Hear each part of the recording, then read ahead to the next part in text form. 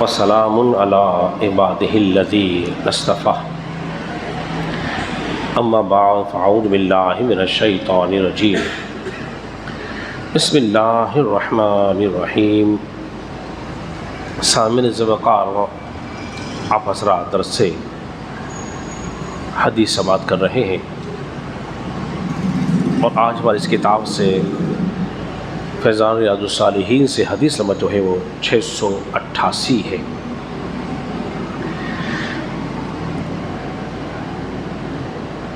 حضرت سیدنا ثابت بنانی رحمۃ اللہ تعالیٰ سے مروی ہے، وہ فرماتے ہیں کہ انس بن مالک رضی اللہ تعالیٰ عنہ یوں بیان کرتے ہیں، وہ کہتے ہیں کہ میں بچوں کے ساتھ کھیل رہا تھا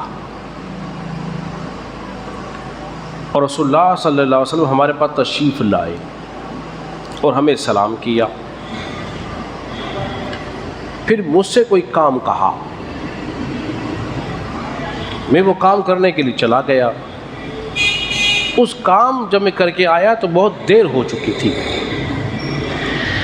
جب میں اپنے گھر پہنچا تو میری والدہ ام سلیم نے مجھ سے پوچھا، انس بیٹا اتنی دیر کہاں لگا دی؟ اتنی دیر تاخیر سے کیوں آئے ہو؟ انہوں نے اپنی والدہ کی خدمت میں عرض کیا، اماں جان میں رسول اللہ صلی اللہ علیہ وسلم کے کام سے گیا تھا۔ تو ماں نے پوچھا، بتاؤ کیا کام تھا؟ تو آپ نے فرمایا، اماں جان یہ رسول اللہ کا راز ہے، میں تمہیں نہیں بتاؤں گا، یہ راز رسول اللہ کا ہے، تمہیں نہیں بتاؤں گا۔ تو حضرات محترم ذرا توجہ کیجئے کہ تربیت اولاد کا مظاہرہ بھی ہے اس کے اندر۔ انس بن مالک رسول اللہ صلی اللہ علیہ وسلم کی خدمت میں 10 سال رہے ہیں۔ مدینے کا جتنا عرصہ رسول اللہ نے گزارا ہے انس بن مالک ساتھ رہے ہیں۔ علماء کرام بیان فرماتے ہیں کہ اس راز کا جو تعلق تھا نا، وہ علم کے ساتھ نہیں تھا، ورنہ علم کا چھپانا جو ہے وہ جائز نہیں ہے۔ اس راز کا جو تعلق تھا وہ ازواج مطہرات کے ساتھ تھا، اس لیے آپ نے اس راز کو بیان نہیں کیا۔ حالانکہ والدہ تھی، ماں تھی، چاہتے تو ماں کو بتا دیتے، کہا اماں جان تجھے بھی نہیں بتاؤں گا، اور ماں نے یہ نہیں کہا کہ مجھے کیوں نہیں بتاؤ گے۔ اور تربیت ایسی ہو رہی ہے، بیٹا یہ رسول اللہ کا راز ہے، پھر راز ہی رکھنا، اس کو فاش نہ کر دینا، تربیت ہو رہی ہے۔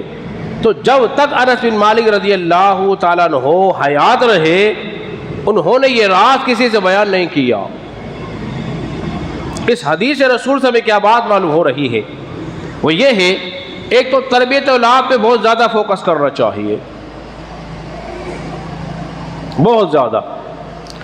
دوسرا یہ، جب کسی بڑوں کی صحبت میں بیٹھا جائے، اس کے کچھ تقاضے ہوتے ہیں، اس کے کچھ ادب ہوتے ہیں۔ فرض کر لیجئے کہ آپ اگر اپنے پیر صاحب کی خدمت میں حاضر ہوئے ہیں یا اپنے استاد کی خدمت میں حاضر ہوئے ہیں یا کسی عالم کے پاس گئے ہیں، تو ان کی صحبت میں بیٹھنے والے مختلف قسم کے لوگ ہوتے ہیں، وہاں مختلف باتیں بھی ہو رہی ہوتی ہیں۔ ایسا نہ ہو کہ پیر صاحب کی صحبت میں بیٹھے رہے، کوئی بات ہوئی آپ نے سن لی اور سن کے اس کو آگے بیان کرنی شروع کر دی، تو یہ اس محفل کے ادب کے خلاف ہے۔ اسی طرح آپ کے بڑے کوئی بات بیان کر رہے ہو، باتیں ہو رہی ہیں، آپ نے سنی، کوئی آگے بیان کر دی، تو یہ ان کے ادب کے خلاف ہے۔ ایک صحابی رسول نے اپنے بیٹے کو کہا، تم فلاں کی صحبت میں بیٹھتے ہو، دیکھو انہیں رسوا نہ کر دینا، ان کا کوئی راز فحاش نہ کر دینا۔ تو اب ہمیں یہ سمجھنا ہے، لیکن ہمارا ماحول کچھ ایسا ہو گیا ہے معذرت کے ساتھ، ہمیں کوئی بات معلوم ہوتی ہے نا تو ہم چپ چاپ سے کہتے ہیں دیکھو کسی کو بتانا نہیں، پہلے کہتے ہیں بتا رہے ہوتے ہیں، پھر کہتے ہیں کسی کو بتانا نہیں۔